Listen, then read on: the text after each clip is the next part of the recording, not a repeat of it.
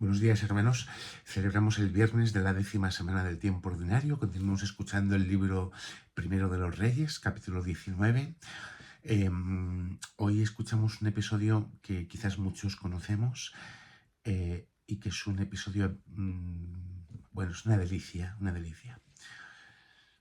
En aquellos días Elías llegó hasta Horeb, el monte de Dios.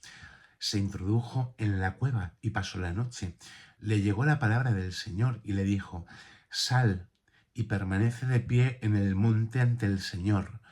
Entonces pasó el Señor.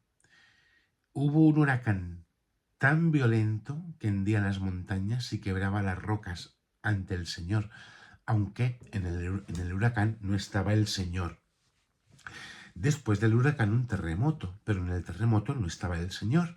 Después del terremoto fuego, pero en el fuego tampoco estaba el Señor. Después del fuego el susurro de una brisa suave. Al oírlo, Elías cubrió su rostro con el manto, salió y se mantuvo en pie a la entrada de la cueva, y le llegó una voz que le dijo: ¿Qué haces aquí, Elías? Y él respondió: Ardo en celo por el Señor Dios del universo, porque los hijos de Israel han abandonado tu alianza, derribado tus altares, pasado espada a tus profetas. Quedo yo solo y buscan mi vida para arrebatármela. Le dijo el Señor: Vuelve a tu camino en dirección al desierto de Damasco. Cuando llegues, unge rey de Siria a Hazael, rey de Israel, a Jehú, hijo de Nimsi, y profeta sucesor tuyo a Eliseo, hijo de Safat, de Abel Mejolá. Bueno, hasta aquí escuchemos la lectura, que es este episodio de comunicación entre Dios y el profeta Elías en el monte Horeb. Elías había recibido esta llamada de aguardar al Señor en el monte.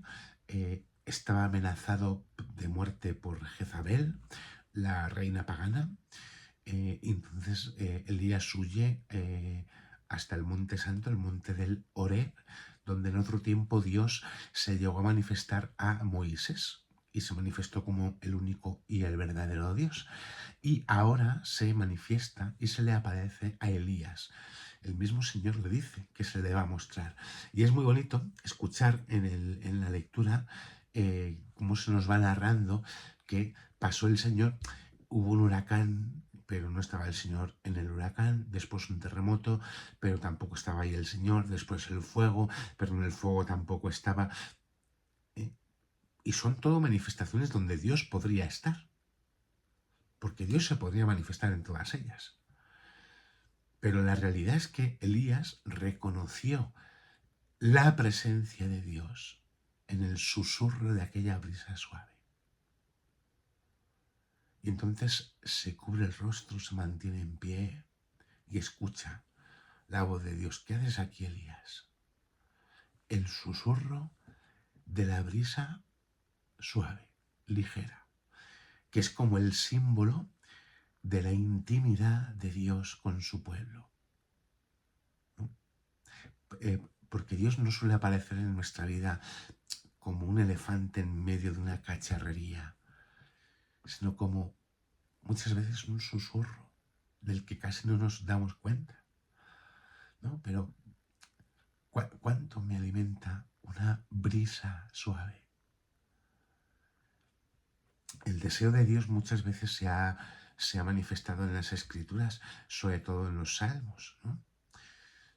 Por ejemplo, el Salmo 26, tu rostro buscaré, Señor, no me escondas tu rostro. En el fondo es lo único que importa, que el Señor no nos esconda su rostro. Porque quien afirma por la fe que Dios es su vida, su alegría, su defensa, su camino, sabe también por fe que Dios no le va a fallar. Al lado de Dios todo se desvanece, incluso la angustia. Por eso es tan bonito que escuchemos el ejemplo del profeta Elías, porque el Señor le fortalece allí en el monte Horeb y le dice: vuelve en dirección a Damasco. Y cuando llegues, haz esto: unge rey a este, profeta sucesor tuyo al otro. Lo importante no es que le persigan para matarle. Lo importante es la misión a la que Dios le llama. y que va a llevar a cabo precisamente porque Dios está con él. Elías ha aprendido a reconocer la presencia de Dios en su vida. Que Dios os bendiga. En el nombre del Padre, del Hijo y del Espíritu Santo. Amén.